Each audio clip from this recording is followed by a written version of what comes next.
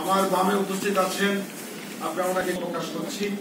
যার প্রতি আমরা একটি গুরুত্বপূর্ণ ব্যক্তি, ইসলাম ধর্ম মন্ত্রণালয়ের হাতে কুপন কয়েকজন হামলা দ্বারা হজ ও উমরা আইন 2020 প্রস্তাবিত হতে যাচ্ছে, যা সংবিধান ও পন্থীয় গণতান্ত্রিক।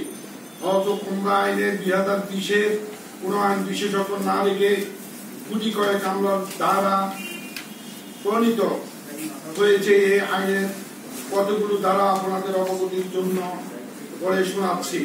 ধারা 15 প্রশাসনিক ব্যবস্থা। 1 নম্বর হল নিবন্ধন কর্তৃক ধারা 14 বর্ণিত কোন অনিয়ম অসদাচরণের জন্য উপযুক্ত তদন্ত ও শুনানির সুযোগ প্রদান করিয়া কোন হজ বা উমরা এজেন্সির বিরুদ্ধে নিম্ন বর্ণিত যে কোনো প্রশাসনিক ব্যবস্থা গ্রহণ করিতে পারিবে। নিবন্ধন বাতিল 1 নম্বরে ক, নিবন্ধন বাতিল 2 নম্বরে খ। হজ এজেন্সির ক্ষেত্রে হজ এজেন্সির স্বত্বাধিকারীকে সর্বোচ্চ 50 লক্ষ টাকা এবং উমরা এজেন্সির ক্ষেত্রে উমরা এজেন্সির স্বত্বাধিকারীকে সর্বোচ্চ 15 লক্ষ টাকা জরিমানা। এজেন্সির আংশিক বা পূর্ণ জামানত সরকারের অনুকূলে বাজেয়াপ্ত। সমাধি বন্ধুগণ 16 জরিমানা অর্থ আদায় ও 1 নম্বর কোন হজ বা উমরা এজেন্সির আরোপিত জরিমানার অর্থ নগদ অর্থে আদায়যোগ্য হইবে, তবে অনুরূপ ভাবে আদায় করা সম্ভব না হইলে জামানত হইতে কর্তন করা যাইবে।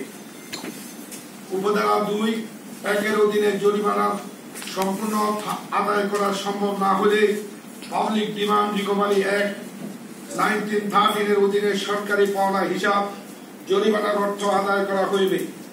3 উপধারা 1 এবং উপধারা 2 এর অধীনে আদায়কৃত বা জামানত হইতে কর্তনকৃত বা সরকারি পাওনা হিসাব আদায়ের জরিমানা অর্থ রাষ্ট্রীয় কোষাগারে জমা হইবে। শর্ত আপিল আবেদন 3 দ্বারা কোন ব্যক্তি বা এজেন্সির বিরুদ্ধে এই আইন অনুযায়ী প্রশাসনিক জরিমানা বা শাস্তি আরোপিত হইলে উল্লেখিত এজেন্সির এই আইনে বর্ণিত প্রশাসনিক ব্যবস্থা শেষ না করিয়া কোন আদালতে আশ্রয় গ্রহণ করিতে পারিবে না।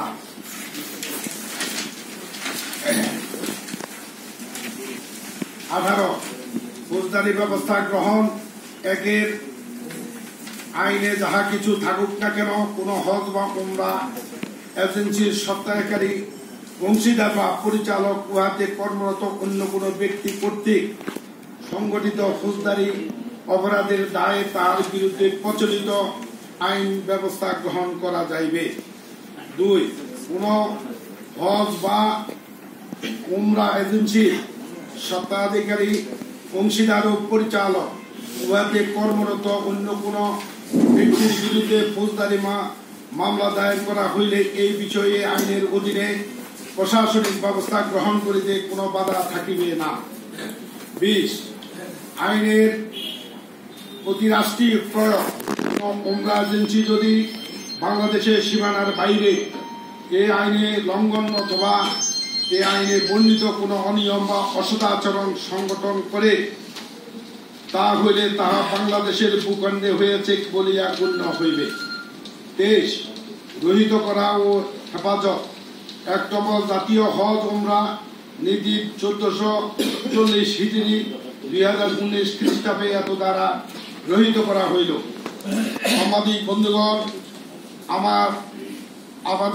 আমাদের দাবি, প্রথমত একটি হজ বা উমরা এজেন্সিকে ধর্মীয় সেবা প্রদানের জন্য কাজ করতে হয়। যাত্রীর নিকট হইতে প্রাপ্ত টাকা, টিকিট, ভিসা, মোয়াল্লেম ফি সহ বাড়ি ভাড়া সহ বিভিন্ন খাতে ব্যয় করতে হয়।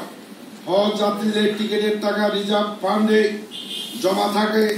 হজ এজেন্সির মালিকগণ এই টাকা কেবলমাত্র সৌদি এয়ারলাইন্স ও বাংলাদেশ বিমানের নামে ফরওয়ার্ড করতে পারে।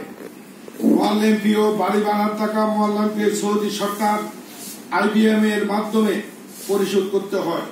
এজেন্টদের এই টাকা উঠাতে পারে না, বাকি কেবল খাওয়ার টাকা হজ এজেন্সির গণের নিকট থাকে। এই কারণে অভিযোগের প্রেক্ষিতে 50 লক্ষ টাকা জরিমানার টাকা বিধান যুক্তিযুক্ত নয়। জরিমানার টাকা প্যাকেজের মূল্যায়নের চেয়ে প্রায় 17 গুণ বেশি। অতএব ধারা 15 প্রশাসনিক ব্যবস্থা দ্বারা উপধারা রহিতকরণ করতে হইবে।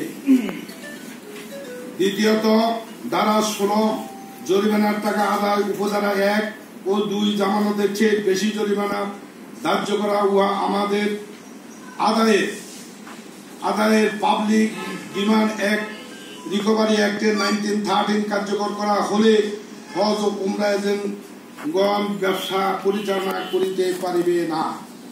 ব্যবসা পরিচালনা করতে গিয়ে অভিযোগের কারণে ব্যবসার মূলধনের বাইরে নিজস্ব জমি বাড়ি ভিটা ক্রয় করে ব্যবসা রক্ষা করতে মোটেই সম্ভব নয়। বহু এজেন্সির মালিকদের এত বেশি জরিমানা প্রদানের ক্ষমতা নেই।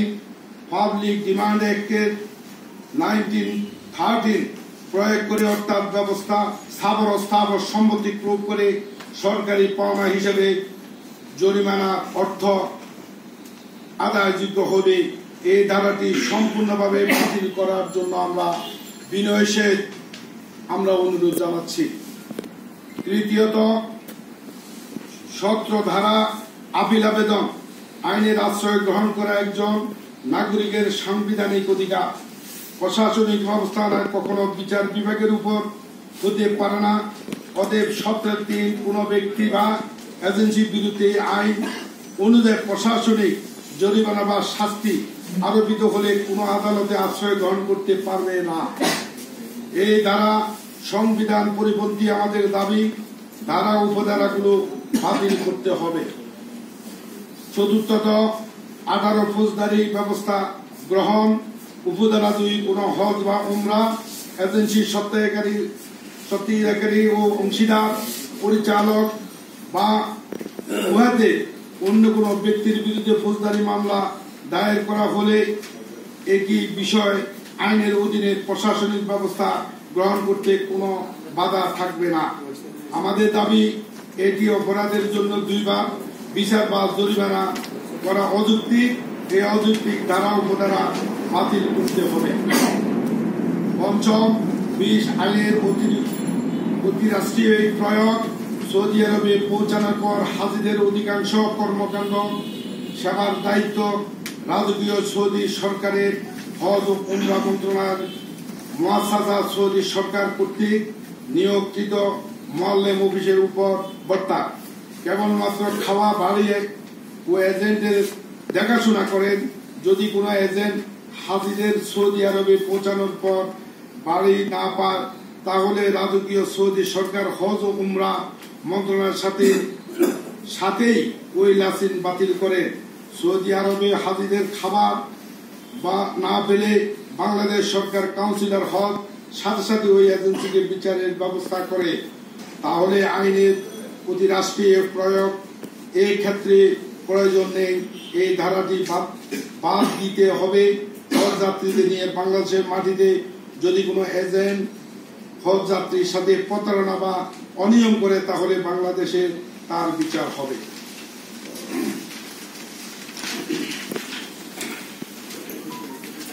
ষষ্ঠ, এই আইনের নাম হজ ও উমরা ব্যবস্থাপনার আইন 2020। হজ ব্যবস্থাপনা হজ এজেন্ট ছাড়া সরকার ধর্ম মন্ত্রণালয় এই আওতায় হজ ব্যবস্থাপনা করা হয়, হাজি প্রেরণ করে থাকে।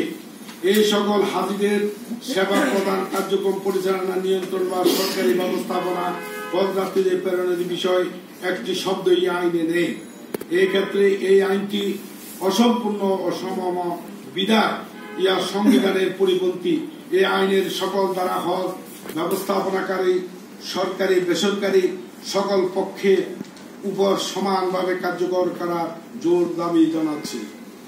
সম্মানিত বন্ধুগণ, যেহেতু প্রধানমন্ত্রী, মন্ত্রী পরিষদ ও সংসদের কেন্দ্রবিন্দু, তাই আমাদের মাননীয় প্রধানমন্ত্রীর নিকট হজ ও উমরা ব্যবস্থাপনা আইন 2020 উপরোক্ত ধারা উপধারা সমূহ রহিত করার জন্য উদাত্ত আহ্বান জানাচ্ছি।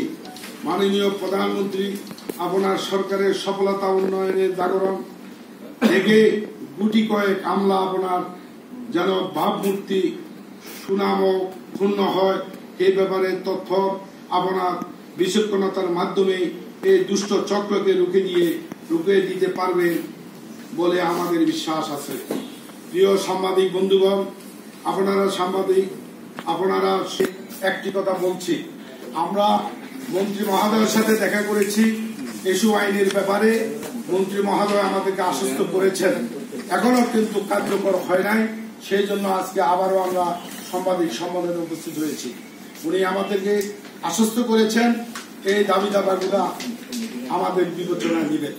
এখনো নির্ণয় বিদায় আমরা সাংবাদিক সম্মেলনে এসেছি। প্রিয় ভাইরা, আমার পরনীতে কথাবার্তায় কোনো ভুল